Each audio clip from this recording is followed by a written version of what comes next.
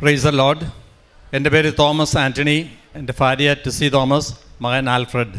ഞങ്ങൾ 30 വർഷത്തിലധികമായി ഡൽഹിയിൽ ജോലിയായിരുന്നു. 2023 സെപ്റ്റംബർ മാസത്തിലാണ് ഞങ്ങളിവിടെ വന്നത്. ഞങ്ങളിപ്പോൾ പാലാ സെൻറ്റ് തോമസ് കത്തീഡ്രൽ ഇടവക അംഗങ്ങളാണ്. ഡൽഹിയിലായിരുന്നപ്പോൾ തന്നെ ജോസഫച്ചൻ്റെ ടോക്ക് കേൾക്കുകയും ഇവിടുത്തെ സാക്ഷ്യങ്ങളൊക്കെ കേൾക്കുകയും ചെയ്തതുകൊണ്ട് ഇവിടെ വരാനൊരു പ്രത്യേക ആകർഷണം തോന്നി. ഞങ്ങൾ 2023 ഒക്ടോബർ മാസം 4-ാം തീയതി വന്ന ഉടമ്പടി എടുത്തു. അന്ന് മുതൽ ഉടമ്പടി ജീവിതത്തിലാണ്. കൗതുകാശിക ജീവിതവും അതുപോലെ തന്നെ കാരുണ്യ പ്രവർത്തികളും സുവിശേഷ പ്രവർത്തനം എല്ലാം ഒത്തുചേർന്ന് നല്ലൊരു സ്പിരിച്വൽ പാക്കേജായിട്ട് ഞങ്ങൾക്ക് അനുഭവപ്പെട്ടിത് ഉടമ്പടി ആരംഭിച്ചപ്പോൾ തന്നെ ഞങ്ങളുടെ ജീവിതത്തിൽ ഒത്തിരിയേറെ അനുഗ്രഹങ്ങൾ വന്നുകൊണ്ടിരുന്നു. പല കാര്യങ്ങളും നടന്നു. താമസമുണ്ടായിരുന്നത് പെട്ടെന്നായി. അങ്ങനെ എല്ലാ കാര്യങ്ങളും നടന്നുകൊണ്ട് ഞങ്ങൾ 6 മാസം മുൻപ് ഇവിടെ വന്ന് ഞങ്ങളൊരു സാക്ഷ്യം പറഞ്ഞിരുന്നു. ഇന്ന് ഞങ്ങൾ സാക്ഷ്യം പറയാനിരിക്കുന്നത് ഞങ്ങൾ മാതാപിതാക്കൾ ഇവിടെ ഉടമ്പടി എടുത്ത് പ്രാർത്ഥിച്ചപ്പോൾ ഞങ്ങളുടെ മകന് ഡൽഹിയിലുണ്ടായിരുന്ന മകന് ലഭിച്ച ഒരു അനുഗ്രഹത്തെക്കുറിച്ച് സാക്ഷ്യപ്പെടുത്തുവാനാണ്. 2018 മകൻ ആൽഫ്രഡ് BTech കമ്പ്യൂട്ടർ സയൻസ് പാസ്സായി. നല്ല ജോലി കിട്ടി മൾട്ടിനാഷണൽ കമ്പനിയിൽ ജോലിക്ക് പോകണമെന്ന് പ്രതീക്ഷിച്ചിരുന്നപ്പോൾ മകൻ പറഞ്ഞു സിവിൽ സർവീസിന് പോകണമെന്ന് താല്പര്യമുണ്ടെന്ന് പറഞ്ഞു. അതിൻ്റെ അടുത്ത ചാൻസിൽ 2019 മുതൽ സിവിൽ സർവീസിന് അറ്റംപ്റ്റ് ചെയ്യാൻ തുടങ്ങി. ആദ്യത്തെയും 2ാമത്തെയും വർഷത്തിൽ പ്രിലിമിനറീസ് പാസ്സായി.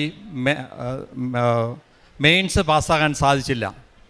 അതിനുശേഷം 3ാമത്തെ അറ്റംപ്റ്റിൽ നല്ലപോലെ പഠിച്ച് ഒരുങ്ങി വളരെ പ്രതീക്ഷയോടുകൂടി അറ്റംപ്റ്റ് ചെയ്തു. പക്ഷേ 3ാമത്തെ വർഷം മെയിൻസ് എക്സാമിൻ്റെ സമയത്ത് അസുഖം ബാധിക്കുകയും അതിൻ്റെ സമഗ്രതയിൽ പരീക്ഷ എഴുതുവാൻ സാധിക്കാതെ പോവുകയും ചെയ്തു.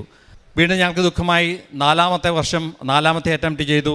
4ാമത്തെ അറ്റംപ്റ്റിൽ എല്ലാം നന്നായിട്ട് പോയി. വളരെ പ്രതീക്ഷയോടുകൂടി റിസൾട്ട് പ്രതീക്ഷിച്ചിരിക്കുകയായിരുന്നു. റിസൾട്ട് വന്നപ്പോഴത്തേക്കും അവന് ലഭിച്ചില്ല. ഒരു വിഷയത്തിന് പ്രതീക്ഷിച്ചതിൽ മാർക്ക് കുറഞ്ഞു പോയതുകൊണ്ട് റാങ്ക് ലിസ്റ്റിൽ നിന്നും പുറത്തായി. അതിനുശേഷം ആ സമയത്താണ് ഞങ്ങൾ ഡൽഹിയിൽ നിന്നും ഇങ്ങോട്ട് പോകുന്നത്. മകൻ 1 വർഷം കൂടി ട്രൈ ചെയ്യാമെന്നുള്ള രീതിയിൽ അവിടെ ഹോസ്റ്റലിൽ താമസിച്ചു. ഞങ്ങളിവിടെ പാലായിൽ ഇവിടെ വന്ന് ഉടമ്പടി എടുത്തു. ഞങ്ങൾ ഉടമ്പടിയിൽ 2ാമത്തെ നിയോഗമായിട്ട് മകൻ്റെ കാര്യം എഴുതിയിരുന്നു. അതിനുശേഷം ഈ കഴിഞ്ഞ വർഷം 5th അറ്റംപ്റ്റ് ചെയ്തു. 5th അറ്റംപ്റ്റ് ചെയ്ത സമയത്ത് പ്രിലിമിനറി മുതൽ എല്ലാ പരീക്ഷയിലും മുൻപത്തേക്കാലം ബുദ്ധിമുട്ടായിരുന്നെന്നാണ് മകൻ പറഞ്ഞിരുന്നത്. പക്ഷേ ഞങ്ങൾ ഉടമ്പടി എടുത്തതുകൊണ്ട് ഞങ്ങൾക്ക് വളരെയേറെ പ്രതീക്ഷയുണ്ടായിരുന്നു. അവൻ പരീക്ഷ എഴുതുന്ന സമയത്ത് ഞങ്ങൾ വീട്ടിൽ പരിശുദ്ധ അമ്മയുടെ രൂപത്തിന് മുൻപിൽ ഞങ്ങളുടെ ഉടമ്പടി പത്രവും വെച്ച് അവൻ്റെ ഹോൾ ടിക്കറ്റിൻ്റെ ഫോട്ടോ കോപ്പി വെച്ച് നേർച്ച വസ്തുക്കൾ ഉപയോഗിച്ച് ഉടമ്പടി കാശുരൂപം വെച്ചുകൊണ്ട് ഞങ്ങൾ പ്രാർത്ഥിച്ചുകൊണ്ടിരുന്നു.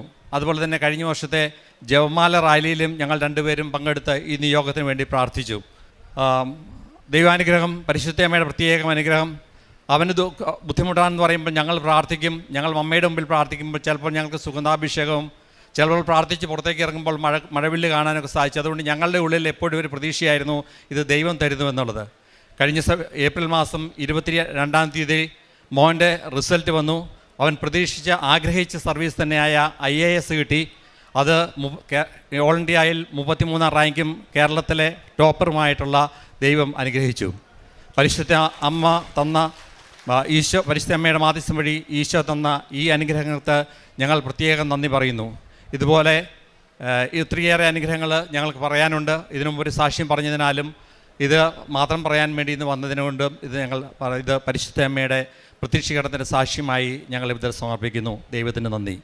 അതുപോലെ തന്നെ ഞങ്ങളുടെ അനുദിന ജീവിതത്തിൽ അനുദിന വിശുദ്ധ കുർബാനയും കുടുംബ പ്രാർത്ഥനയും ഒരിക്കലും മുടക്കാറില്ല. എന്തെങ്കിലും പ്രശ്നങ്ങളില്ലെങ്കിൽ ഞങ്ങൾ ഒരിക്കലും മുടക്കാറില്ല. അതുപോലെ തന്നെ ഞങ്ങൾ ഉടമ്പടി കൃത്യമായി പാലിക്കാൻ ശ്രമിക്കുന്നു. സുവിശേഷ പ്രവർത്തനം നടത്തുന്നു. 1-2 കെട്ട് പത്രങ്ങളെങ്കിലും വിതരണം ചെയ്യും. അതുപോലെ തന്നെ എനിക്ക് വചനപ്രഘോഷത്തിന് അവസരം ലഭിക്കുന്ന സമയത്തൊക്കെ ഞാൻ വചനപ്രഘോഷം നടത്താറുണ്ട്. കാരുണ്യ പ്രവർത്തികൾക്ക് ആഴ്ചയിൽ ഒരിക്കലെങ്കിലും രോഗികളെ സന്ദർശിക്കുകയും വരുമാനത്തിൻ്റെ ദശാംശം പാവപ്പെട്ടവർക്ക് വേണ്ടി മാറ്റിവെക്കുകയും ചെയ്യുന്നു. അതുപോലെ ഈ ഉടമ്പടിയിൽ ഉറച്ചു നിന്നുകൊണ്ട് യേശുവിനെ സുവിശേഷാത്മകമായി ജീവിക്കുവാൻ എന്നെയും എൻ്റെ കുടുംബത്തെയും അനുഗ്രഹിച്ചതിന് ഒരിക്കൽ കൂടി നന്ദി പറയുന്നു.